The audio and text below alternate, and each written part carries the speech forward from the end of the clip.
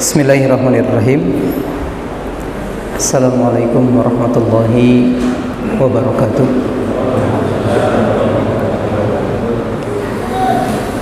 Innal hamdalillah nahmaduhu wa nasta'inuhu wa nastaghfiruh wa na'udzu billahi min shururi anfusina wa min sayyiati a'malina. May yahdihillahu fala mudilla lahu wa may yudlil falan tajida lahu waliyyan mursyida. Asyhadu an la ilaha illallah wahdahu la syarika lah wa asyhadu anna Muhammadan abduhu wa rasuluhu alladzi la nabiyya wa la rasula ba'dah. Faqala Allah ta'ala fi kitabihil karim ba'da a'udzu billahi minasy syaithanir rajim. Ya ayyuhalladzina amanu ittaqullaha haqqa tuqatih wa la tamutunna illa wa antum muslimun. Wa qala ya ayyuhalladzina amanu ittaqullaha wa qulu qawlan sadida yuslih lakum a'malakum wa yaghfir lakum dhunubakum wa may yuti'illaha wa rasulahu faqad faza fawzan 'azima. Amma ba'du. فإن أصدق الحديث كتاب الله وخير الهدى هدى محمد صلى الله عليه وسلم وشر الأمور محدثاتها وكل محدثة بدعة وكل بدعة ضلالة وكل ضلالة في النار. Ma'asyiral ikhwah rahimakumullah. Ada sebuah hadis yang cukup menarik untuk kita sajikan di awal pertemuan kita. Sebuah hadis yang dinukil oleh Imam Bukhari dan juga Imam Muslim dalam dua kitab sahih mereka. Sebuah hadis yang disampaikan dari seorang sahabat Nabi yang bernama Adi bin Hatim radhiyallahu taala anhu. Pernah Pak dengar nama Adi bin Hatim? Belum pernah ya. Memang betul beliau tidak setenar Abu Bakar As-Siddiq. Beliau juga tidak setenar Umar bin Khattab. Karena dari sisi masuk Islamnya saja, beliau masuk Islam di tahun 9 Hijriah. Di tahun 9 Hijriah. Sebelumnya beliau orang yang beragama Nasrani, malah punya kebencian yang sangat hebat kepada Rasulullah sallallahu alaihi wasallam.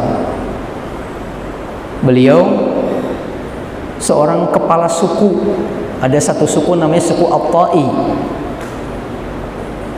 yang beliau kemudian ditaati oleh penduduknya, oleh suku tersebut, malah dijadikan sebagai seorang pimpinan. Dan karena kebijaksanaannya, karena keadilannya, ketika beliau memutuskan bahwasanya setiap penduduk suku Tai mesti pajak sekian persen bayar ke beliau, mereka mau bayar. Walaupun dalam agama Nasrani itu tidak diperbolehkan. Kisah masuk Islamnya cukup luar biasa Pak. Agak menarik gitu. Dalam sebuah riwayat dikatakan, kata beliau sendiri, dulu tidak ada satupun orang Madinah, kata beliau, kecuali yang paling benci kepada Muhammad kecuali saya. Saya seorang kepala suku. Saya perintahkan kepada penduduk saya untuk membayar sekian persen buat saya sebagai pajaknya, dan mereka bayar kepada saya. Sampai suatu waktu ketika terdengar informasi tentang Nabi Muhammad mulai berkembang, pesat agama Islam gitu, mulai menyebar ke berbagai macam daerah, ada kekhawatiran dalam dirinya, takut-takut daerah beliau pun dikuasai. Sampai kemudian dia mengatakan, suatu waktu aku panggil pembantuku, aku panggil budak sahayaku, aku katakan kepadanya, tolong kamu siapkan kuda terbaik, kendaraan terbaik, perbekalan terbaik, dan jangan disimpan jauh-jauh dari rumah ini. Kalau bisa dekat-dekat dengan saya. Dan nanti kalau ada kamu dengar atau kamu lihat panji-panji Muhammad sudah dekat dengan daerah kita, kabarkan kepadaku. Disiapkan kemudian Pak. Dan betul ketika Nabi Muhammad mulai meluas dakwahnya sampai ke daerah tersebut dan terlihat panji-panji bendera kaum muslimin dikibarkan, langsung pembantunya bilang kepada Adi bin Hatim, bendera Muhammad sudah banyak bertebaran tuh di luar sana. Kuda sudah siap, ente mau ngapain? Dia mengatakan, aku akan pergi, meninggalkan tempat ini. Dia mengatakan, aku kumpulkan semua keluargaku, anak dan istriku, lalu aku suruh mereka naik ke kendaraan yang sudah disiapkan, lalu kemudian berangkat ke Syam untuk bertemu dengan orang yang seagama dengan mereka. Di tengah perjalanan, kata beliau, ketika sedang beristirahat, aku cek satu persatu keluarga aku, ternyata saudara perempuannya ketinggalan, Pak. Dan terdengar kabar kalau saudara perempuannya ditahan oleh Nabi Muhammad SAW. Sampai dia mengatakan, nih kalau balik lagi repot nih. Akhirnya dibiarkan adiknya tertinggal, dia melanjutkan ke Syam. Dan di Syam dia hidup dengan orang-orang Nasrani. Dan banyak keutamaan yang didapatkan dari sisi duniawinya, ikhwanufillah. Adapun adiknya, subhanallah, dikabarkan adiknya bersama dengan orang-orang yang lain dari suku Ta'i ini dikurung, dipenjara di sebuah tempat yang dekat dengan pintu masjid. Kemudian suatu waktu ketika Nabi lewat di hadapan mereka, adiknya At-Ta'i ini kemudian memanggil Nabi dan meminta kepada Nabi kebebasan. Dia mengatakan, wahai Muhammad, saya adalah seorang yang bapaknya sudah meninggal dunia, yang juga penolongnya sudah kabur meninggalkan saya, tapi saya minta kepadamu dengan pertolongan dari Allah agar membebaskan aku. Nabi mengatakan, siapa penolongmu? Dia mengatakan, kakakku Adi bin Hatim. Oh, Adi bin Hatim yang kabur ya dari Allah dan Rasulnya. Dan Nabi tidak memberikan apa yang dia inginkan. Besok harinya begitu juga, ikhwanufillah. Ketika Nabi lewat di hadapan mereka, perempuan ini maju mengatakan, ya Muhammad, berikan aku kebebasan. Karena aku seorang yang ayahnya sudah meninggal dunia, penolongnya pun sudah kabur. Tapi Nabi mengatakan tidak. Di hari yang ketiga, ketika Nabi lewat, perempuan ini diam. Tidak kemudian minta ke Nabi lagi pembebasan karena merasa takut Nabi gak ngasih lagi gitu. Tapi tiba-tiba ada seorang laki-laki menyuruh dia untuk ngomong lagi. Ayo kamu ngomong lagi. Kemudian betul, Pak, dia memberanikan diri, dia minta ke Nabi agar dibebaskan. Nabi mengatakan, baik. Sekarang kalau kamu sudah bebas, kamu mau kemana? Dia mengatakan, saya mau ke Syam, mau menyusul keluarga saya. Nabi Muhammad, baik, tapi tolong jangan sendiri. Kamu cari dulu orang dari keluargamu yang amanah orangnya, yang bisa mengantarkan kamu ke Syam. Kalau sudah ada, kasih tahu aku. Dan akhirnya beliau pun mencari informasi dan lalu menemukan sekelompok musafir yang akan berangkat ke Syam. Di antaranya ada suku Ta'i'nya. Lalu kemudian ngobrol dengan mereka dan mereka siap mengantarkan perempuan ini ke Syam bertemu dengan kakaknya Adi bin Hatim. Lalu datang ke Nabi mengatakan, ya Rasulullah, ya Muhammad, aku sudah menemukan sekelompok manusia yang akan berangkat ke Syam. Mereka orang amanah dan siap mengantarkan aku. Lalu kemudian kata beliau, Rasul memberikan kepadaku pakaian yang bagus, kendaraan yang bagus, dan bekal yang luar biasa. Sampai aku pun berangkat kemudian ke Syam. Di Syam, di tempatnya Adi bin Hatim, Adi lagi berkumpul dengan keluarganya. Tiba-tiba kemudian dia kaget ketika melihat seekor unta, di atasnya ada tenda mendekat ke arah mereka. Sampai Adi berprasangka, jangan-jangan ini adik saya, jangan-jangan dia adik kita gitu. Dan ketika mendekat, betul, ternyata adiknya. Dan ketika turun, marah langsung. Dia mengatakan, qati'un zalimun, ente orang pemutus kekerabatan, ente orang yang zalim. Kenapa ente angkat bawa keluarga ente tapi tinggalkan saudara ente sendiri? Bawa anak sama istri tapi mengabaikan adik sendiri, ngapain? Sampai dikatakan Abi Hatim minta maaf ke adiknya, sampai adiknya pun memaafkan. Beres begitu, kemudian Abi Hatim bertanya kepada adiknya, gimana Muhammad setelah engkau bertemu dengan dia? Adiknya mengatakan, saya tidak menemukan orang seperti Muhammad. Sebaiknya Anda datang kepadanya, menghadap kepadanya. Karena kalau dia betul-betul seorang nabi, maka sungguh orang terbaik adalah orang yang bertemu dengan Nabi.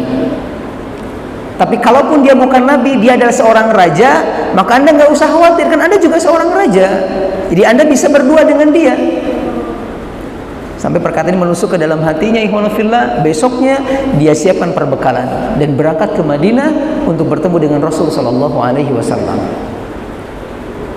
Ikhwanullah rahimakumullah. Lalu kemudian ketemu, dia katakan, saya ketika nyampe ke Madinah melihat Muhammad lagi di masjid Sallallahu Alaihi Wasallam. Kemudian beliau mengucapkan salam, dan Nabi menengok, siapa orang yang tadi mengucapin salam?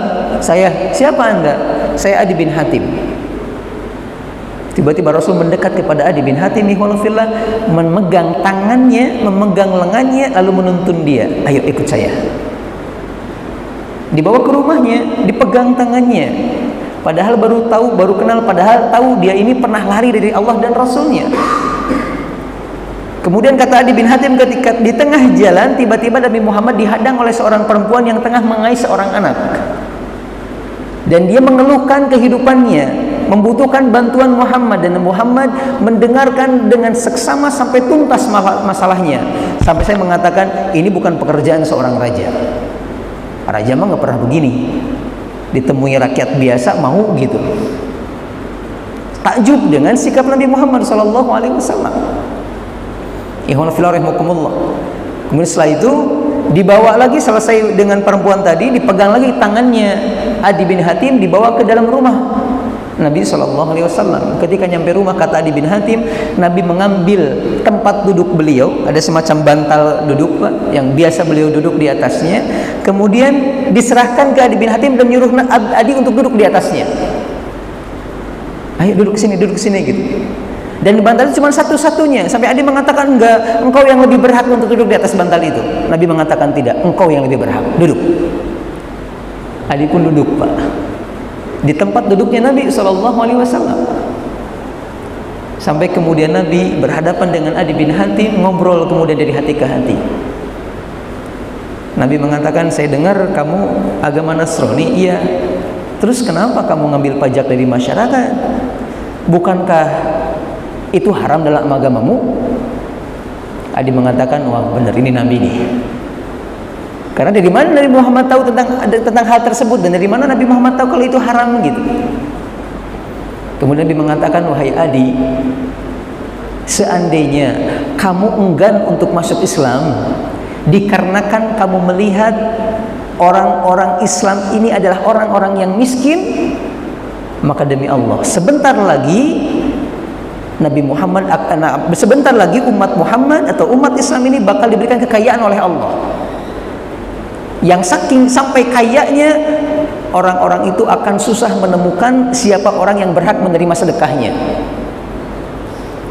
Dan kalau engkau tidak masuk Islam gara-gara melihat kebanyakan kaum muslimin ini sedikit jumlahnya dibandingkan musuh-musuhnya, maka ketahuilah, kata Nabi, sebentar lagi jumlah kaum muslimin akan sangat banyak, sampai kamu akan menemukan seorang perempuan yang berangkat dari sebuah tempat yang jauh, kemudian datang ke Mekah untuk berhaji tanpa merasa takut, karena semuanya kaum muslimin.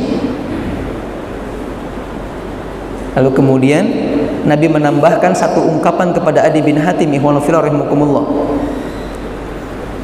Dan kalau seandainya, kata beliau, dan kalau seandainya engkau tidak mau masuk Islam karena di ajaran Islam ini tidak ada seorang penganut raja yang masuk Islam, yang memeluk Islam, nggak ada satu pimpinan gitu yang memeluk Islam, maka ketahuilah sebentar lagi kaum muslimin akan menguasai daerah Babil di Irak dan menguasai kerajaan atau hartanya, kekayaannya Kisra, Raja Kisra. Sampai kemudian Adi bin Hatim mengatakan, Raja Kisra yang kaya itu betul, kaum muslimin bakal menguasai mereka dan mengambil harta kekayaan mereka. Mendengar hal itu kemudian Adi bin Hatim mengatakan, asyhadu an la ilaha illallah wa asyhadu anna muhammadar rasulullah, masuk Islam Pak. Dan dia kemudian mengabarkan, Allah memberikan usia yang cukup panjang kepadaku. Dari 3 janji Nabi, aku sudah melihat 2. Aku menemukan seorang perempuan yang berjalan di tempat yang jauh ke Mekah untuk berhaji, tidak merasa takut, karena sudah banyak kaum muslimin di jalan-jalan yang menjaga, membantu, membela mereka yang berjalan untuk melaksanakan ibadah haji. Aku juga termasuk tentara pasukan kaum muslimin yang memerangi Raja Kisra, malah aku juga yang mendapatkan hartanya. Satu yang belum, kata beliau, aku belum menemukan di mana keadaan kaum muslimin kayanya luar biasa sampai susah cari orang untuk disedekahi. Tapi kata dia, aku yakin ini pun bakal terjadi. Dan betul kemudian nanti ada riwayat menyebutkan di zamannya Umar bin Abdul Aziz kejadian apa yang disampaikan Nabi SAW. Saking makmurnya, saking kayanya kaum muslimin, nyari orang sedekah susah, Pak. Di sini gitu nggak? Susah gitu. Di sini yang susah nyari orang sedekah, nyari orang yang mau disedekahin. Ya waalaikumsalam. Ini diantara sekelumit beberapa kisah tentang beliau Adi bin Hatim. Nah, hadis yang ingin saya sampaikan, Pak, berkenaan yang tadi saya sampaikan di awal adalah beliau pernah mengatakan satu ungkapan. Kata beliau, Rasul sallallahu alaihi wasallam pernah bersabda, pernah mengatakan, "Idza arsalta kalbaka fadhkur ismallah." Kalau ente atau kalau Anda melepaskan anjing pemburu Anda, maka jangan lupa ucap nama bismillah. Nanti kalau anjing pemburu Anda ini datang bawa hewan buruan dan dia dalam keadaan hidup, maka sembelihlah dan silahkan makan. Dan kalaupun kemudian anjing ini pas balik kembali membawa binatang yang sudah mati, tapi ada bekas gigitan hewan ini, anjing ini gitu, maka makanlah, karena itu halal buat kalian. Ya Allah, makanlah. Kemudian Nabi mengatakan, kalau Anda menemukan anjing ini bersama dengan anjing yang lain dan ada hewan buruan di antara mereka dan sudah terbunuh, maka Nabi mengatakan itu jangan dimakan. Itu jangan dimakan, karena Anda tidak tahu siapa atau hewan yang mana yang membunuh hewan buruan tersebut. Bisa dipahami, Pak? Nabi mengatakan kalau Anda mengeluarkan seekor anjing untuk berburu, kemudian dia datang bawa binatang, jangan lupa baca bismillah. Kalau dia datang bawa buruan masih hidup, maka sembelihlah. Kalaupun datang bawa yang mati, makanlah, karena itu halal. Tapi kalau kemudian Anda melepaskannya lalu menemukan dia bersama dengan anjing yang lain dan ada seekor hewan buruan, maka jangan dimakan, karena Anda nggak tahu siapa yang membunuhnya. Hadis ini cukup spesial menurut saya. Kenapa spesial? Karena sebagian para ulama membahas hadis ini di bab berkenaan dengan keutamaan memiliki ilmu. Jadi bukan cuma manusia yang terangkat derajatnya dengan ilmu, ketika Allah mengatakan yarfa'illahu alladhina amanu minkum walladhina utul ilma darajat. Hewan pun, Pak, ketika dilatih untuk berburu, kemudian dia dapat hewan buruan, menjadi halal hewannya, Pak. Bisa dibedakan? Itu anjing, Pak. Terangkat derajatnya, menjadi halal apa yang dia dapatkan dari buruannya. Maka di awal pertemuan ini sebuah kemuliaan, keutamaan ketika Allah kumpulkan kita dalam rangka melakukan aktivitas yang dengan itu insya Allah bisa membuat kita mulia di hadapan Allah Subhanahu wa Ta'ala. Atau minimalnya kegiatan ini seperti yang pernah kita sampaikan mungkin di pertemuan sebelumnya, Nabi pernah mengatakan, ala inna dunya mal'unah mal'unun ma fiha illa dzikrullah wa mawalah wa alimun aw muta'allimun. Ketahuilah, kata Nabi SAW, dunia itu terlaknat. Semua hal yang berhubungan dengan dunia terlaknat, kecuali 4: zikir kepada Allah, kegiatan yang ada memuji Allah, mengagungkan Allah, menyebut nama Allah. Yang ketiga, orang berilmu atau orang yang mencari ilmu. Maka aktivitas ini kita berharap mudah-mudahan selain bisa mengangkat derajat kita di hadapan Allah, juga bisa menghindarkan kita dari larangan Allah Subhanahu wa Ta'ala. Berikutnya, salawat serta salam semoga senantiasa Allah limpah curahkan kepada Nabi kita Muhammad sallallahu alaihi wasallam. Di kesempatan yang berbahagia ini, mohon maaf sebelumnya karena harusnya Ustaz Mukhtar yang mengisi, namun karena beliau ada uzur, jadi meminta ana untuk menggantikan sementara, Pak. Dan beliau meminta kalau bisa ngebahasnya ini, coba cari di kitab Umdatul Ahkam, Taisirul Alam. Pas saya cek judulnya, saya bilang insya Allah gitu. Tapi pas saya cek di kitabnya, kok saya nggak nemuin bahasannya gitu. Kayaknya beliau selama ini belum merinci dari awal ya. Maksudnya beberapa pembahasan nggak langsung dari kitab ya, ngambil dari kitab yang lain dulu mungkin nggak. Beliau meminta membahas berkenaan dengan keajaiban salat istikharah, tapi pembahasan itu saya belum menemukan di kitab tersebut. Betul kan? Kitab Umdatul Ahkam? Apa bukan? Yang sedang dikaji sama Ustaz Muhtar, kitab Umdatul Ahkam? Ya. Makanya agak kaget pas tadi sore lihat-lihat, ya Allah, mana ini pembahasan. Mau protes gimana, tapi nggak protes juga gimana. Ala kulli hal ihwanu fillah rahimakumullah. Tentang istikharah, tidak tahu apa di bayangan bapak semua ketika dilihat judul keajaiban istikharah, yang terbayang apa Pak? Ada nggak kebayang apa keajaiban istikharah gitu? Ada yang kebayang apa? Saya khawatir pemahaman kita terhadap tema itu berbeda. Geuning kieu. Karena selama ini pemahaman kita mungkin juga terhadap satu kalimat keajaiban berbeda, Pak. Kita sering kita sering mengartikan atau punya asumsi kalau ajaib itu sesuatu yang unik, sesuatu yang wah gitu. Tapi wahnya nafsu, mata, bukan hati, bukan iman. Maka kalau itu kemudian yang dipahami dari judul kita, ini salah. Paham, Pak? Contoh begini, kata perkataan Imam, saya lupa nama imamnya, astagfirullahaladzim. Ada yang mengatakan begini, antum jangan heran, jangan takjub dengan orang yang bisa jalan di atas air, jangan kagum juga dengan orang yang bisa terbang, kagumlah dengan orang yang bisa istiqomah. Bisa dibedakan, Pak? Jangan heran, jangan kagum dengan orang yang bisa jalan di atas air atau enggak mempan ketika ditembak gitu, tapi kagumlah dengan orang yang bisa istiqomah dalam sebuah kebaikan. Ajaib nggak, Pak? Kalau pandangan hati kita, pandangan mata atau jiwa mengatakan yang lebih ajaib yang bisa jalan di atas air lah. Sampai kita ponis, oh dia pasti orang anu, oh dia pasti wali Allah, oh dia pasti anu gitu. Padahal belum tentu, ikhwanu fillah. Nggak ada jaminan. Karena tidak setiap wali Allah punya keutamaan, punya keunikan, punya keajaiban. Itu hanya orang-orang yang Allah pilih saja. Silakan Pak cek, para sahabat Nabi semuanya wali Allah. Tapi nggak semuanya punya hal yang unik. Nggak semuanya punya hal yang aneh, yang ajaib, nggak gitu. Yang ada malah keajaibannya, yaitu berhubungan dengan akhirat. Keistiqomahan kayak Bilal bin Rabah yang mampu membiasakan diri dalam keadaan suci gitu. Yang kemudian seorang sahabat yang dikatakan akan datang seorang laki-laki termasuk seorang penghuni surga. Sampai sahabat siapa nih gitu. Ternyata pas datang orang yang enggak mereka kenal, orang yang biasa-biasa aja.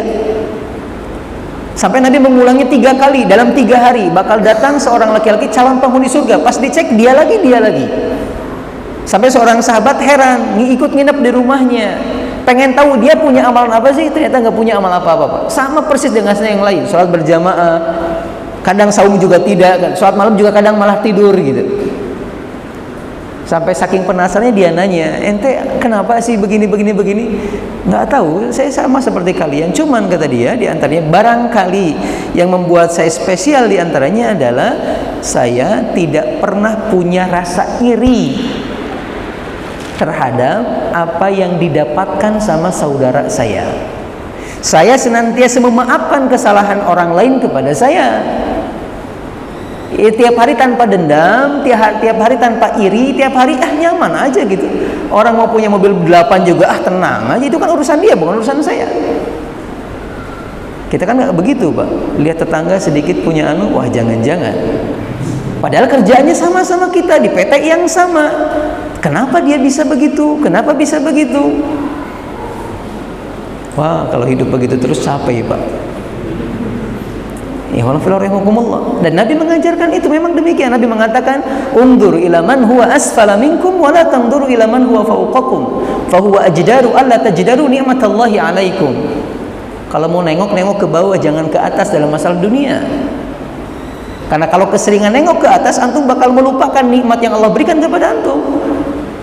Ini pesan Nabi dan terbukti. Terbukti, Pak. Berapa banyak orang yang stres gara-gara di Facebook kebanyakan lihat orang yang kaya, Pak. Ya. Waliyadzubillah tsumma liyadzubillah.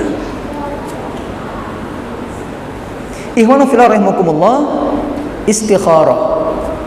Jadi keajaiban yang dimaksud dengan tema kita adalah hal-hal yang berhubungan dengan, bukan itu, tapi berhubungan dengan kacamata iman melihatnya.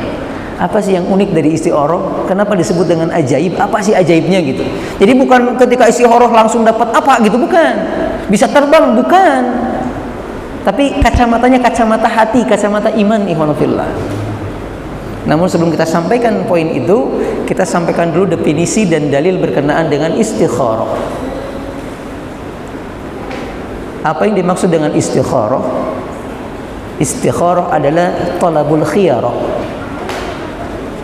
Istikharah adalah minta yang terbaik. Istikharah secara bahasa artinya minta yang terbaik. Atau juga bisa diartikan minta dipilihkan yang terbaik menurut Allah dan yang utama menurut Allah. Itu istikharah. Paham, Pak? Makanya dari definisi aja sudah bisa kebaca, Pak. Maksudnya gimana? Sudah bisa kebaca, meminta dipilihkan mana yang terbaik. Jangan sampai sebelum istikharah kita sudah punya kecenderungan. Kalau sudah punya kecenderungan, gagal. Harus nol dulu. Harus nggak ada kecenderungan dulu. Alhamdulillah. Apa hukumnya? Hukumnya para ulama sepakat dia hukumnya adalah sunnah. Hukumnya adalah sunnah. Dia bukan wajib, tapi sunnah. Kenapa hukumnya sunnah? Karena yang wajib sudah jelas. Salat yang wajib sudah jelas. Seorang sahabat pernah mengatakan kepada Nabi, bertanya, "Ya Rasulullah, salat apa yang Allah wajibkan kepada saya?" Nabi mengatakan, "Salat yang 5 waktu." Ada lagi enggak? Nabi mengatakan tidak, kecuali kalau Anda mau melaksanakan salat sunnah. Berarti di luar salat yang 5 waktu hukumnya sunnah. Ya Allah. Dalil yang kedua dari perkataan Nabi sendiri terkait sholat istikharah. Nabi mengatakan sebuah ungkapan, kata Jabir bin Abdullah radhiyallahu taala anhu.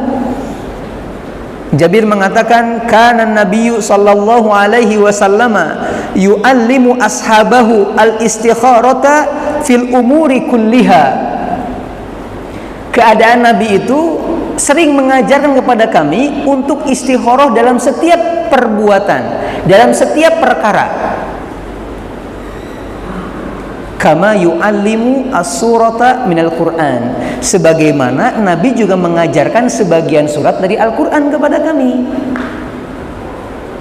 Kemudian yaqulu, Nabi pernah berkata kepada kami, idza hamma ahadukum bil amri falyarka rak'atain.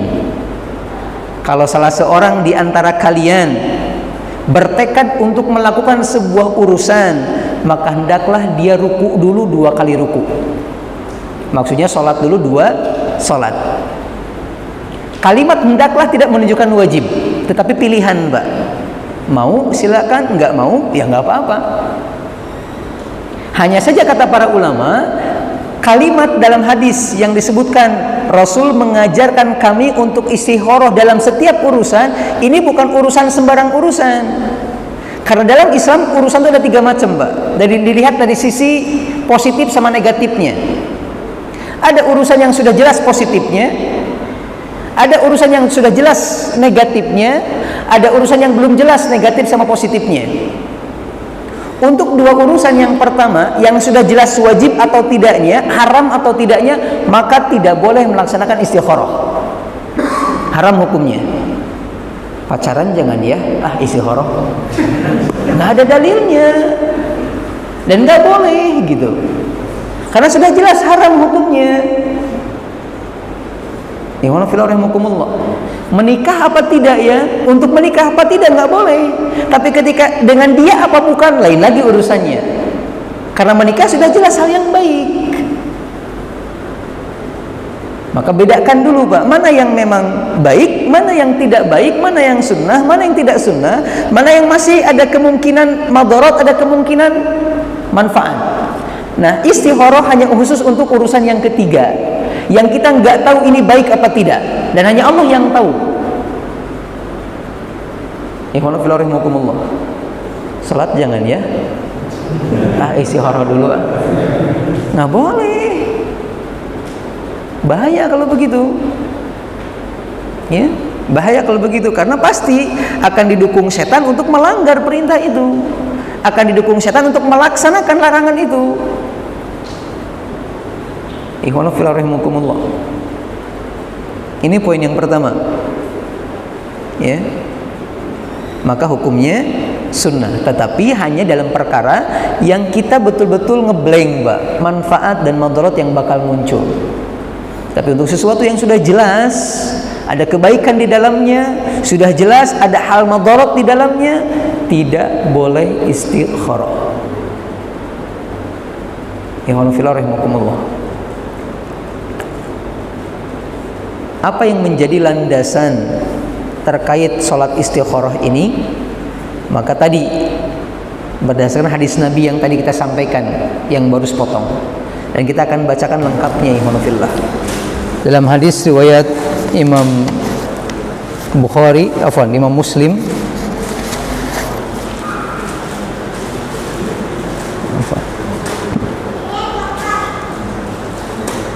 sebentar,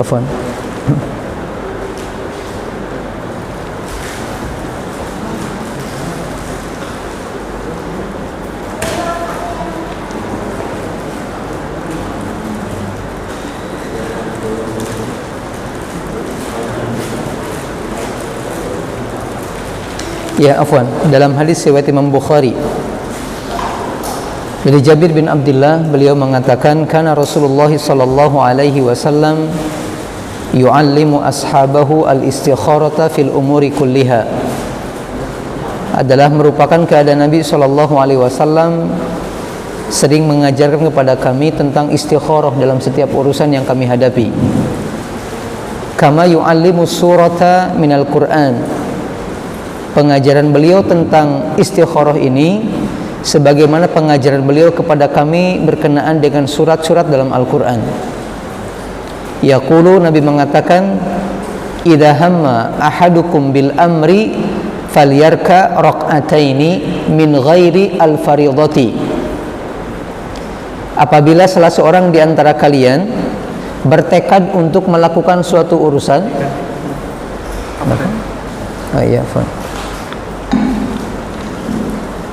pegang aja, pegang. Hah? Enggak. Kasihan tuh yang pegang. Tes 1 2 3. Ini ya. Enggak, ini yang pegang kasihan. Nabi mengatakan, idza hamma ahadukum bil amri, kalau salah seorang di antara kalian bertekad untuk melakukan sebuah perkara, falyarka raq'ataini, maka hendaklah dia melaksanakan salat 2 rakaat min ghairil fariidhah, selain salat fardu. Hendaklah dia salat 2 rakaat selain salat fardu. Maka ini pun menunjukkan penguat yang tadi, Pak, kalau hukum salat istikharah adalah sunnah, karena Nabi mengatakan selain salat fardu. Kemudian summa liyaquli atau summa liyaqul, lalu habis beres salat hendaklah dia mengatakan atau hendaklah dia berdoa, Allahumma inni astakhiruka bi ilmika. Ya Allah, aku meminta kepadamu untuk dipilihkan bi ilmika, berdasarkan pengetahuan engkau, berdasarkan ilmumu. Wa astaqdiruka, dan aku meminta untuk diberikan kekuatan bi kudratika, dengan kekuatan dari engkau. Wa as'aluka, dan aku meminta kepadamu min fadlika, keutamaan-keutamaan, fa innaka taqdiru wa la aqdir, karena engkau maha mampu, maha kuat, sedangkan aku tidak punya kemampuan. Wa ta'lamu, engkau maha tahu, wa la a'lam, sedangkan aku tidak mengetahui. Wa anta 'allamul ghuyub, dan engkau ya Allah maha mengetahui terkait hal-hal yang gaib. Allahumma ya Allah, fa in kunta ta'lamu hadzal amra, jika engkau mengetahui bahwa perkara ini, summa tusammihi bi'ainihi, nanti kemudian habis ngomong tadi Pak, dia nyebutkan apa perkara yang dia hadapi gitu. Khairan li, adalah satu kebaikan untuk diriku, fi ajili amri wa ajilihi, baik berkaitan dengan duniaku ataupun akhiratku, au fi dini wa ma'ashi wa akibati amri, atau baik buat perkara agamaku, baik buat kehidupanku, buat nanti akhiratku juga baik. Faqdur huli, maka takdirkan dia untukku. Wa yassir huli, dan mudahkan dia untukku. Kemudian summa barik li fi, dan berikan keberkahan kepadaku dalam urusan tersebut. Allahumma ya Allah, wa in kunta ta'lamu, tapi kalau engkau mengetahui, annahu, kalau urusan yang sedang kuhadapi ini, syarrun li, memiliki keburukan untuk diriku, fi dini wa ma'ashi wa akibatu amri, baik untuk urusan agamaku ataupun urusan duniaku ataupun urusan akhiratku, fasrifni anhu, maka palingkan aku dari perkara tersebut. Kemudian waqdurli al khaira haitsu kan, kemudian pilihkan kepadaku, berikan kepadaku, takdirkan kepadaku yang lebih baik dari perkara tadi. Sumaraddini bihi, kemudian buatkan aku ridho dengan perkara tersebut, jadikan aku ridho dengan perkara itu. Saya ulangi Pak, kalau dalam versi kitanya barangkali, versi terjemahan secara umumnya, Nabi mengatakan, kalau salah seorang di antara kalian punya sebuah perkara, punya sebuah keinginan, maka hendaklah dia sholat 2 rakaat selain sholat fardu. Beres sholat dia berdoa kepada Allah, ya Allah, aku meminta kepadamu dengan keilmuan yang kau miliki, aku meminta kepadamu dengan kekuatan yang kau miliki, karena engkau maha mengetahui perkara hal-hal yang gaib. Jika engkau tahu kalau perkara yang sedang kuhadapi baik untuk urusan dunia akhiratku, takdirkan dia, mudahkan dia, dan berikan keberkahan padanya untuk diriku.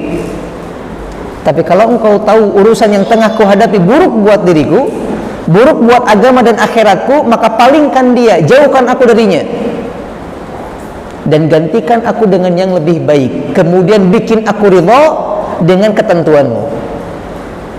Ini hadisnya ikhwan fillah rahimakumullah, yang menjadi dalil terkait sholat istikharah. Dari dalil ini kita bisa mengambil beberapa faedah dan kesimpulan. Yang pertama tadi sudah kita sampaikan, hukum istikharah adalah sunnah.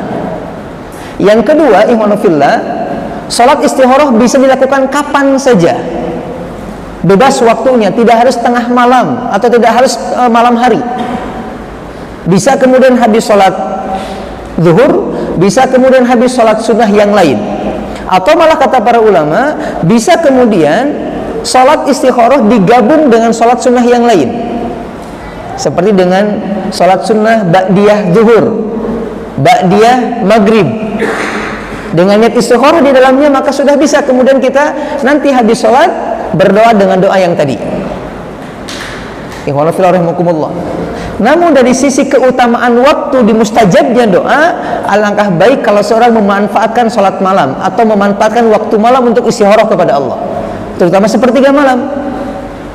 Karena Allah sudah mengumumkan melalui hadis Nabi SAW, kalau setiap sepertiga malam Allah turun ke langit dunia, memantau, melihat, memeriksa ada enggak hamba yang meminta kepada Allah agar dikabulkan permintaannya.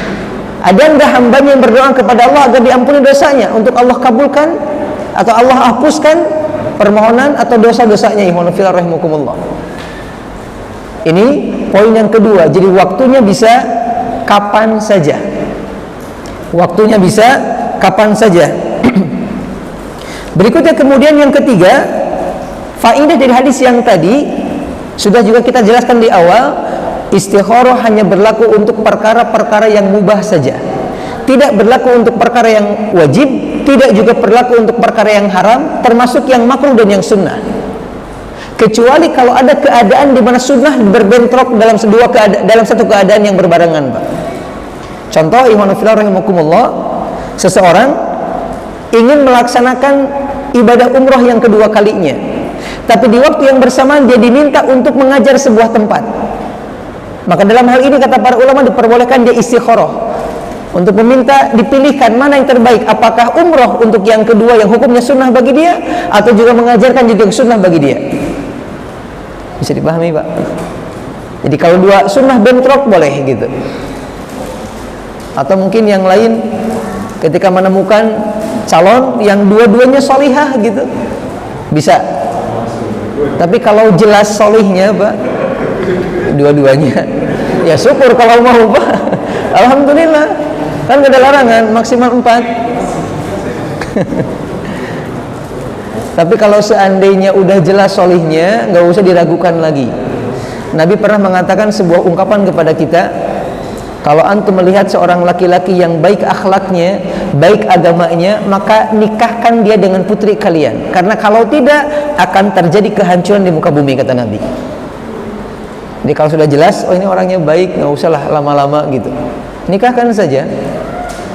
Itu lebih afdal. Ikhwan fillah rahimakumullah. Gimana kalau belum punya pekerjaan, gimana kalau belum punya apa-apa gitu, nggak usah khawatir. Kalau niatnya ikhlas karena Allah, dalam rangka melaksanakan syariat Allah, maka dia termasuk orang yang bakal dapat jaminan dari Allah. Bakal dapat jaminan. Di antaranya Nabi pernah mengatakan 3 kelompok manusia yang bakal dapat jaminan dari Allah. Di antaranya orang yang menikah untuk menjaga kehormatan dirinya. Orang yang nikah untuk jaga kehormatan dirinya, Allah berikan jaminan, Pak. Malah Allah dengan tegas mengatakan dalam Al-Quran, in kuntum fuqara yugnikumullahu min fadli. Kalau antum ketika nikah dalam keadaan fakir, nggak usah khawatir, Allah kayakan dengan karunia-Nya. Tapi awas niatnya, untuk menjaga kehormatan diri agar tidak jatuh ke dalam perkara yang diharamkan oleh Allah. Jangan sampai nikah udah gitu ya, tapi hari yang haram tetap dilakuin, nonton hal-hal yang haram gitu. Ini sama aja bohong kalau gitu. Kalau ini yang terjadi, maka bisa dipastikan rumah tangganya tidak akan ada keharmonisan. Yang ada malah kemudian hal-hal yang buruk di kepalanya. Malah bisa jadi orang tersebut tidak akan mensyukuri istrinya. Ya Allah, rahimakumullah. Waliyadzubillah, tsumma liyadzubillah. Ini poin yang ketiga. Istikharah yang dilakukan untuk perkara-perkara yang mubah, tidak di perkara yang wajib, tidak juga di perkara yang sunnah, yang haram atau yang makruh. Karena sudah jelas, yang sunnah dengan yang wajib dituntut untuk kita mengerjakannya, yang makruh dengan yang haram kita dituntut untuk meninggalkannya. Ikhwan fillah rahimakumullah. Berikutnya kemudian faedah selanjutnya, istikharah bisa kita lakukan lebih dari 1 kali. Istikharah bisa kita lakukan lebih dari 1 kali. Ada satu ungkapan yang menarik, Pak, dalam riwayat Imam Muslim, bahwa salah seorang tabi'in, sebagian mengatakan salah seorang sahabat yang bernama Abdullah bin Zubair atau Ibnu Zubair, beliau mengatakan bukan perkataan Nabi, beliau mengatakan, inni mustakhirun rabbi thalathan.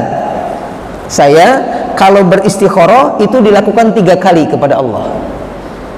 Dilakukan 3 kali. Summa azimun ala amri. Kemudian setelah itu aku pun bertekad melaksanakan urusan tersebut. Ikhwanullah. Berikutnya kemudian berkenaan dengan kapan dibacakannya doa istikharah. Sebagian sering mengatakan di sujud, sebagian mengatakan di akhir tahiyat sebelum salam. Karena ini merupakan waktu-waktu yang mustajab doa berdasarkan hadis yang umum. Kan mungkin para mendengar kalau sujud merupakan waktu terbaik seseorang berdoa gitu. Namun kata salah seorang ulama yang lain, ihwanullah, di antaranya Syekh Mustafa Al-Adawi, beliau mengatakan kalau melihat redaksi hadis yang di awal tadi, barang siapa yang punya urusan maka hendak sholat 2 rakaat kemudian berdoa. Artinya doa ini dikatakan setelah sholat, bukan di sujud, bukan juga di tahiyat. Tapi ba'da sholat beres, Pak, dia khusyuk berdoa kepada Allah. Ikhwan fillah rahimakumullah, dia khusyuk berdoa kepada Allah. Berikutnya kemudian ikhwan fillah rahimakumullah, alangkah baiknya sebagian mengatakan, Pak, istikharah juga dilakukan untuk perkara yang kita sudah punya tekad untuk mengerjakannya. Karena istikharah tadi kita katakan bukan sekedar minta dipilihkan, tapi minta diberikan kebaikan. Saya ulangi, Pak. Kan kalimat Nabi mengatakan idza hamma ahadukum, kalau salah seorang di antara kalian bertekad untuk melakukan sebuah urusan, bertekad berarti belum ragu, Pak. Sudah ada kecenderungan. Dia boleh beristikharah, tetapi tujuannya memang minta kebaikan dari yang akan dia lakukan. Ikhwan fillah rahimakumullah. Ini faidah yang berikutnya. Jadi istikharah bukan cuma dalam kondisi ragu-ragu, tapi juga dalam keadaan sudah punya tekad agar datang kebaikan dari urusan yang akan kita lakukan. Makanya tadi kita katakan, Ibnu Zubair mengatakan, saya istikharah 3 kali, habis itu saya makin bertekad untuk mengerjakan yang sudah ingin saya tekadkan. Berikutnya kemudian faedah selanjutnya, ada sebagian para ulama yang memberikan satu anjuran barangkali. Katanya kalau sholat istikharah yang dibaca rakaat pertama Al-Kafirun, yang kedua Al-Ikhlas, atau nanti ada ayat tertentu yang dibaca, maka semua ini tanpa dalil. Tidak ditemukan satu dalil pun yang menerangkan tentang surat khusus yang dibaca ketika sholat istikharah. Artinya bebas, boleh baca surat apa saja, Pak. Kayak sebagian orang ketika berbicara sholat duha, katanya kalau sholatnya suratnya yang dibaca surat duha. Ini kalau kita koreksi belum menemukan dalil khusus, Pak. Boleh baca surat apa saja bebas. Termasuk sholat istikharah gitu. Malah untuk sholat-sholat yang sudah jelas ada keterangannya pun kita diperbolehkan tidak terus menggunakan itu. Kayak semacam sholat witir, ada surat Sabbihis, kemudian Al-Kafirun, kemudian Al-Ikhlas, ada keterangannya, tapi tidak kemudian harus tiap malam begitu terus gitu. Boleh kali-kali ganti. Para ulama ketika membagi surat dalam Al-Quran ada 4 macam. Ada surat-surat yang panjang, ada surat-surat yang jumlah ayat 100, ada surat-surat yang disebut dengan Al-Mathani, ada surat-surat yang disebut dengan Al-Mufassal. 4 jenis surat dalam Al-Quran. Nabi mengatakan, aku diberikan yang semisal dengan Zabur, itu di surat-surat yang panjang-panjang, jumlahnya 7 surat, dari Al-Baqarah sampai 7 surat ke belakang, ke depan. Al-Baqarah, Ali Imran, An-Nisa, Al-Maidah, Al-An'am, Al-Anfal, Al-A'raf. Nabi mengatakan, dan aku diberikan yang semisal dengan Taurat, itu di surat-surat yang jumlah ayatnya 100. Aku diberikan oleh Al-Quran yang semisal dengan Injil, itu di surat-surat Al-Mathani. Mathani sebagian mengartikan di surat tersebut ada kisah yang berulang, atau surat-surat yang kisahnya diulang-ulang gitu, yang sama dengan surat yang lain. Yang keempat kata Nabi, dan aku diberikan kelebihan oleh Allah dibandingkan 3 kitab sebelumnya dengan surat-surat Al-Mufassal, surat-surat yang ayat-ayatnya pendek. Nanti Al-Mufassal itu terbagi lagi 3. Ada yang pendek tapi jumlah ayatnya banyak, yang pendek-pendek dan jumlah ayatnya sedang, yang pendek-pendek dan jumlah ayatnya pendek atau sedikit. Nah, kata para ulama, kebiasaan Nabi berdasarkan riwayat-riwayat, kalau maghrib bacanya Qisarul Mufassal, dari mulai duha sampai An-Nas. Kalau sholat isya dari mulai Al-Mursalat sampai kemudian sebelum Ad-Duha. Itu sholat isya, kebiasaan Nabi.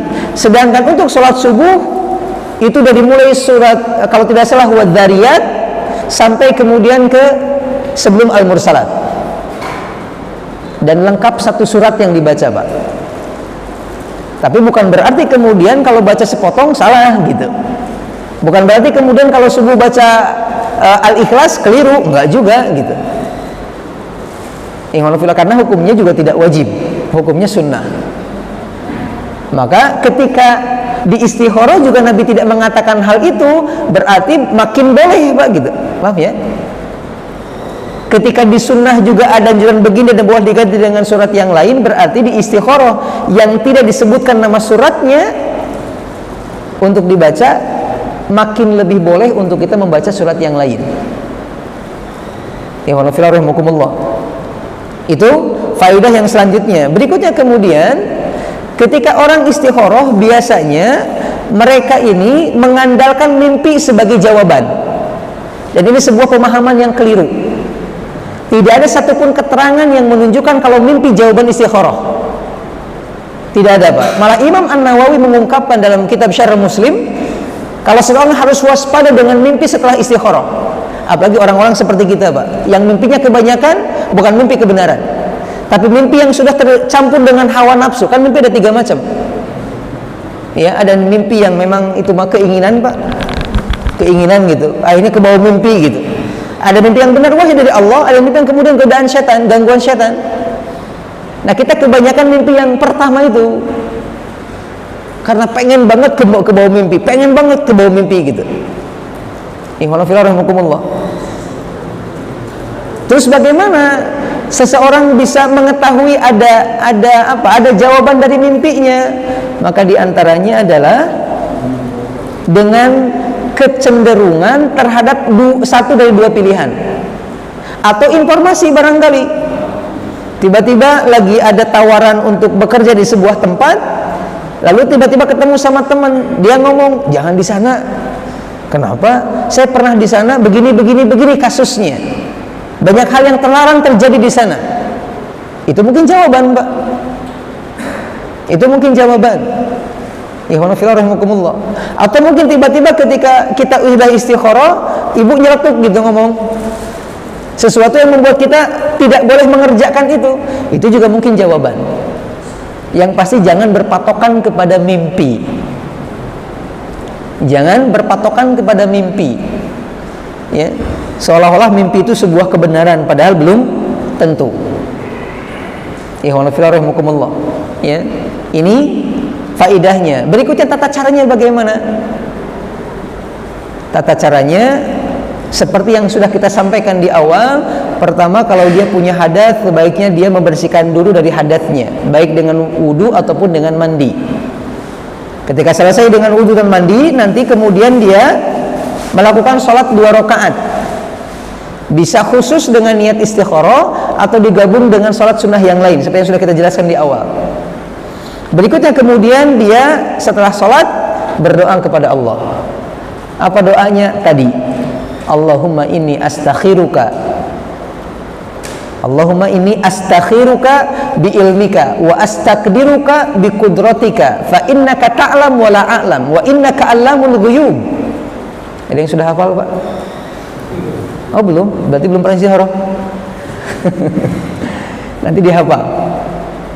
Allahumma inni astakhiruka bi ilmika. Ya Allah, aku minta diberikan kebaikan dengan ilmu yang kau miliki. Wa astakdiruka bi kudratika, dan aku minta kekuatan dengan kekuatan yang kau miliki.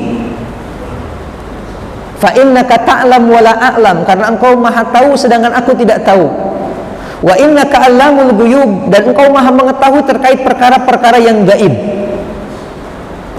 Kemudian dikatakan selanjutnya, Allahumma fa in kunta ta'lam, ya Allah, kalau engkau mengetahui anna hadzal amro, kalau urusan yang sedang saya hadapi ini. Nah, ketika ngomong ini, kata para ulama, baru tambahkan apa urusan yang dihadapi. Lagi menghadapi apa sih? Saya teh pengen saya teh mau ini, saya tuh mau ini gitu. Dan kalau bisa pakai bahasa Arab. Kalau bisa. Biar nyambung. Masa fa in kunta ta'lam anna hadzal amru dagang di gitu kan enggak nyambung, Pak. Enggak kedengarannya baik gitu. Tapi kalau nggak bisa, ya silahkan, bisa menggunakan bahasa Indonesia. Atau kalau belum hafal doa ini, juga bisa menggunakan doa doa semuanya menggunakan bahasa Indonesia. Minta dipilihkan, tapi sebaiknya dihafal. Sebaiknya dihafal. Biar sunnahnya maksimal, Pak. Karena makin maksimal dalam pelaksanaan sebuah ibadah dengan sunnah Nabi, akan makin maksimal kebaikan yang didapat. Rahimakumullah. Akan makin maksimal. Dan jangan beranggapan, wah banyak nih, panjang. Enggak, insya Allah kalau kita tekadnya kuat, sebanyak apapun akan hafal. Insya Allah. Yang penting tekadnya ada nggak untuk menghafal. Kalau nggak ada, ya walaupun pendek nggak akan hafal, Pak. Tapi kalau tekadnya kuat, insya Allah bisa.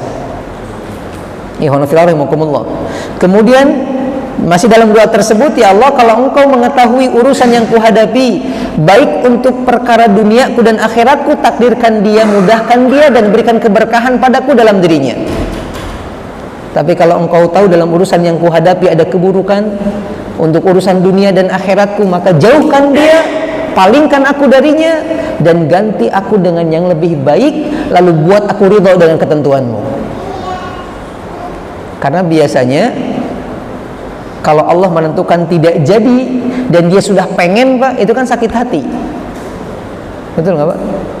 Kita udah mau milih yang ini nih gitu, udah cenderung, kemudian kita tekad melangkah gitu, tapi Allah nggak berikan, biasanya agak kecewa gitu. Maka kita minta kepada Allah, buat aku ridha ya Allah, buat aku ridha ya Allah. Makanya dengan dalil ini juga terlarang, Pak, doa maksa. Ya Allah, kalau dia adalah jodohku, maka segerakan kami bertemu. Kalau dia bukan jodohku, maka jadikan dia jodohku. Kalau dia adalah orang yang kau jodohkan dengan orang lain, pisahkan mereka, jodohkan dengan aku. Nggak boleh, Pak. Nggak boleh. Ihwanafillahirahmukumullah. Karena di antara doa yang terlarang adalah doa yang di dalamnya ada doa berkaitan dengan qati'ur rahim, berhubungan dengan pemutusan tali silaturahim atau dosa. Itu nggak boleh. Ihwanafillahirahmukumullah. Nanti dihafalkan doanya, nanti bisa dilihat di internet dan doanya, dan banyak ya, banyak doa bisa di copy, dibagikan di grup. Dan terakhir, ihwanafillahirahmukumullah, istikharah ini kata sebagian para ulama akan makin sempurna kalau kita barengi dengan musyawarah. Kita barengi dengan musyawarah. Apa itu musyawarah? Datang ke orang yang punya pengalaman, datang orang yang punya kesolehan, lalu minta saran kepadanya. Ini dua hal yang juga Allah perintahkan dalam Al-Quran. Kalau Nabi mengatakan, kalau ente punya masalah, sholat lalu baca doa istikharah. Tapi kalau kita melihat Al-Quran, Pak, kebalikannya. Ada hadis mengatakan, ada ayat mengatakan, wa idza azamta fatawakkal 'ala Allah. Ada yang hafal nggak? Sebelumnya ada kalimat wasyawirhum fil amri. Wasyawirhum fil amri, kata Allah. Dan ajak diskusi mereka, ajak musyawarah mereka dalam urusan yang kamu hadapi. Baru kemudian wa idza azamta fatawakkal 'ala Allah. Kalau sudah bertekad, ayo lakukan, tawakal kepada Allah. Makanya nanti ada perbedaan di antara para ulama, mana yang lebih baik, apakah musyawarah dulu kemudian istikharah, ataukah istikharah dulu kemudian musyawarah? Karena musyawarah diperintahkan dalam Al-Quran, sedangkan istikharah diperintahkan oleh hadis Nabi. Sebagian mengatakan musyawarah lebih utama. Tapi kalau mengutip perkataan Syekh Al-Utsaimin rahimahullah, kalau tidak salah beliau mengatakan istikharah lebih utama dibandingkan musyawarah. Kenapa? Karena istikharah mengandung sebuah keajaiban. Apa keajaibannya? Bagaimana seorang hamba betul-betul memasrahkan urusannya kepada Sang Pencipta. Ini ajaibnya, Pak, istikharah. Kepasrahan yang maksimal. Ya Allah, aku meminta kepadamu dengan ilmu yang kau miliki. Aku minta kekuatan dengan kekuatan yang kau miliki, karena aku nggak bisa apa-apa. Kepasrahan, Pak. Karena selama ini yang kita lakukan berdasarkan kemampuan kita dan merasa itu hebat karena kita gitu. Orang yang istikharah nggak begitu. Menunjukkan ini keajaibannya, Pak. Makanya saya katakan keajaibannya bukan dilihat dari sisi pandangan mata fisik, tetapi dari keimanan. Dan ketika seorang hamba sudah pasrah sedemikian rupa, Pak, udahlah, pokoknya indah ujungnya. Indah pasti ujungnya. Gak mungkin kecewa. Karena gak mungkin Allah kecewakan. Kalau sudah pasrah, ya rahimakumullah. Ya, kalau sudah pasrah, pasti bakal Allah gembirakan. Allah pasti bakal bahagiakan. Dan ini sekali lagi keajaibannya. Jadi orang yang istikharah, orang yang melaksanakan istikharah, dia tengah melakukan, membuktikan ketauhidannya yang maksimal kepada Allah Subhanahu wa taala. pengakuan kalau Allah yang mengurus alam semesta, pengakuan kalau Allah yang berhak untuk diminta, pengakuan kalau dia sering mengatakan la haula wala quwata illa billah. Makanya Imam Bukhari dikatakan setiap kali beliau ingin menuliskan hadis yang beliau hafal dalam kitabnya, itu istikharah dulu pada 2 kali. Hadisnya 6.000 lebih, berarti 1.200 kali beliau istikharah kurang lebih, Pak, untuk satu hadis saja. Hanya ingin minta kebaikan dari hadis yang beliau tulis gitu. Dan subhanallah, kebaikannya luar biasa. Sampai sekarang kita baca. Ini beberapa hal berkenaan dengan istikharah. Mudah-mudahan kurang paham, biar nanti Bapak bisa cari lagi ilmunya. Tapi kalau sudah paham, ayo Pak lakukan. Jangan ragu, jangan sungkan, jangan merasa ini mah mungkin sudah nggak perlu gitu. Nabi mengatakan kalau antum punya tekad untuk sebuah perkara, maka sholat 2 rakaat. Karena istikharah bukan cuma sekedar minta dipilihkan, tapi juga minta kebaikan dari urusan yang ingin kita kerjakan. Mudah-mudahan bisa difahami. Tidak ada tanya jawab atau ada? Nggak ada ya? Kenapa? Baik, sekitar 1,5 pertanyaan boleh.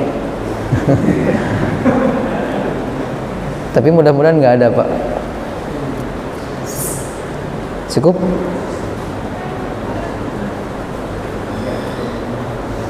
Atau saya yang nanya? Ya gantian, Pak.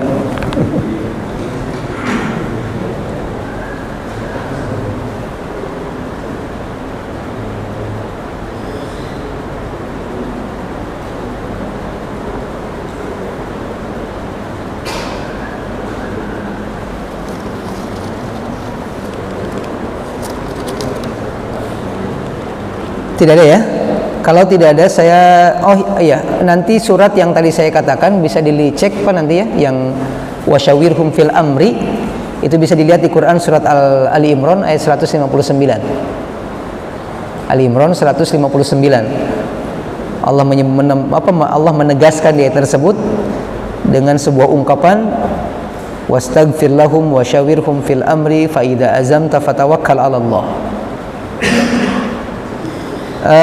Kalau tidak ada pertanyaan, saya akan membacakan beberapa pernyataan ada. Iya. Apakah ziarah zakat kita keinginan yang belum terkabul, ataukah itu salatnya harus berulang kali? Gimana kalau? Maksudnya bisa berulang kali atau hanya sekali saja? Kita punya keinginan yang belum terkabul. Iya. Bisa, tadi kita sampaikan istikharah bisa kita lakukan 3 kali. Malah dalam sebuah riwayat ada yang mengatakan bahwasanya Nabi itu ketika berdoa diulang 3 kali. Tapi ini dalil umum, Pak. Cuman karena istikharah juga bagian dari bentuk doa kita kepada Allah, maka bisa masuk dalam kategori tersebut. Makanya tadi wajar kalau kemudian Ibnu Zubair mengatakan, saya beristikharah kepada Allah 3 kali, baru kemudian melangkah untuk melaksanakan tekad itu. Maka berulang. Jadi gini mungkin bahasanya, Pak. Istikharah itu bagian dari doa. Ya, bagian dari doa. Doa itu ibarat orang yang ngetuk pintu agar bisa masuk ke dalam sebuah rumah. Makin sering dia ketuk, maka akan makin besar kemungkinan pintu dibuka. Tapi kalau dia cuma ngetuknya 2-3 kali, kemungkinannya orang di dalam rumah nggak dengar. Akhirnya nggak dibukain pintu. Oh, kayaknya nggak ada orang nih. Coba dia ketuk lagi, coba dia ketuk lagi, coba dia ketuk lagi. Maka ditutup dengan doa. Ayo, tembus lagi dengan doa, tembus lagi dengan istikharah. Mudah-mudahan ada salah satu istikharah kita yang dikabulkan oleh Allah Subhanahu wa taala. Dan kita mesti yakin kalau Allah pasti mengabulkan. Karena Allah mengatakan, wa idza sa'alaka ibadi anni fa inni qarib, kata Allah. Kalau seorang hamba bertanya kepadamu wahai Muhammad tentang aku, katakan aku dekat. Ujibu da'watad da'i idza da'an. Aku mengabulkan setiap permintaan ketika mereka meminta kepadaku. Tapi kata Allah, falyastajibu li wal yu'minu bi.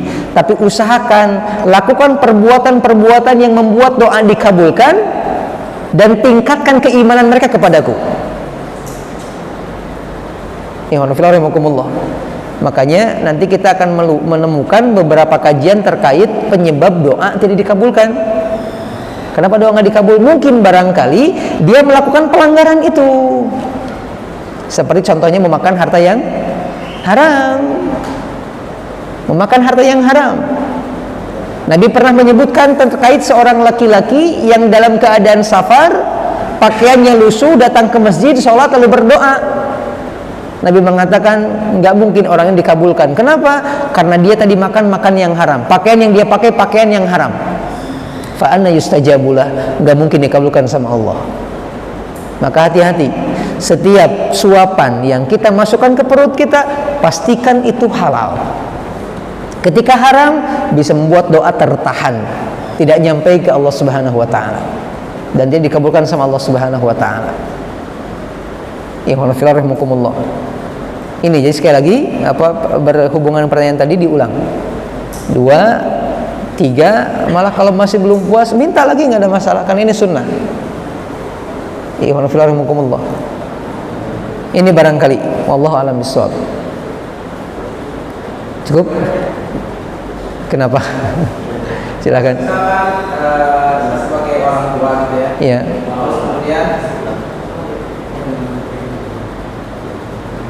saya sebagai orang tua mau berencana menikahkan anak gitu kan.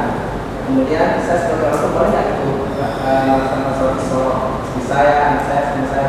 Boleh. Boleh. Terus kemudian saya bakal menyebutkan nama orang tersebut. Boleh? Menyebutkan? Ya. Boleh, silakan. Boleh. Ya. Boleh.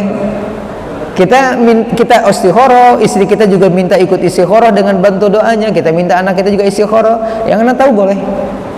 Karena tiga-tiganya akan melakukan sebuah perbuatan yang masing-masing punya urusan gitu. Kita sebagai orang tua ingin menikahkan anak agar dapat kebaikan pada pernikahan itu. Si anaknya akan menjadi seorang istri dari seorang suami agar dapat kebaikan dari suami yang akan menjadi istrinya. Dari laki-laki yang bakal jadi suaminya gitu. Untuk seorang ibu juga demikian. Untuk seorang ibu juga demikian. Jadi ada keinginan masing-masing yang berbeda lah gitu. Maka istikharah insya Allah bisa bantu. Ya, istikharah bisa bantu. Dan kalau bisa, kalau di saya di kampung itu Pak, kadang ada satu kebiasaan yang kalau saya kurang sepakat sebenarnya. Orang itu punya urusan tapi minta orang lain ngeistikharahin. Dia yang punya urusan datang ke seseorang, istikharahin dong. Kayak ke ustadz gitu, ke kiai gitu. Kalau anak kurang seretnya ketika nanti kan gini, yang paling tahu perkara itu kan dia. Itu.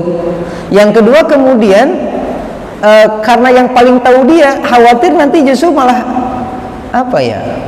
jawabannya nggak jelas gitu, dan dia menafsirkannya berbeda karena dia nggak tahu urusannya.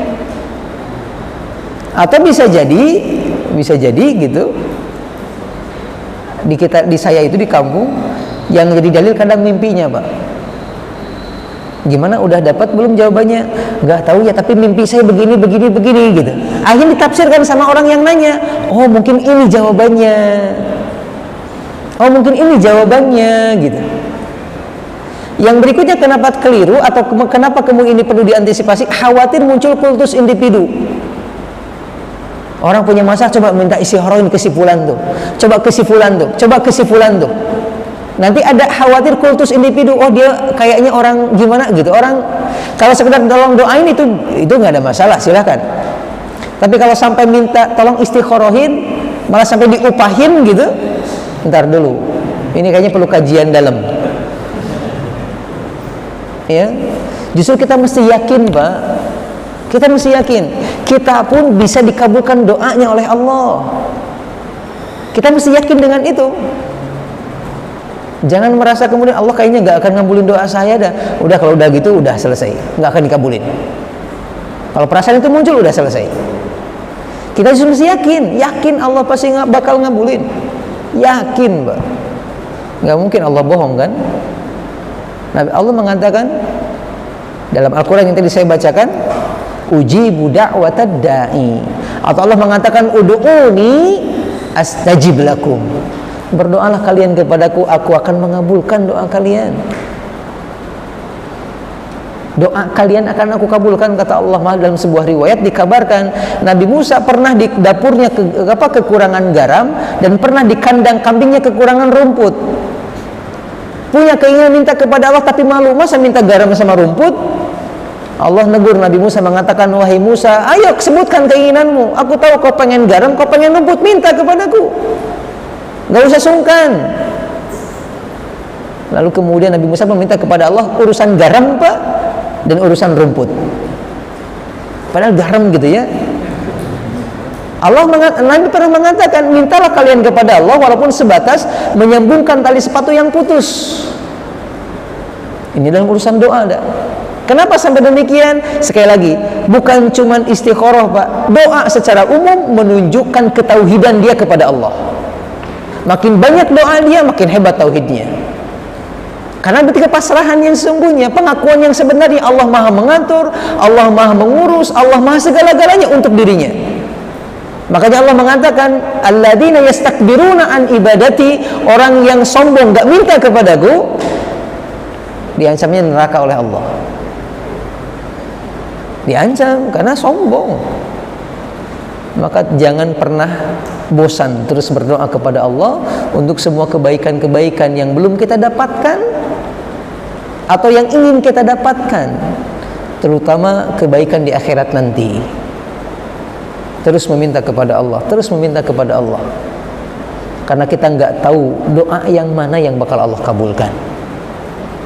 Apakah yang pertama, apakah yang kelima, apakah yang ke-100 gitu.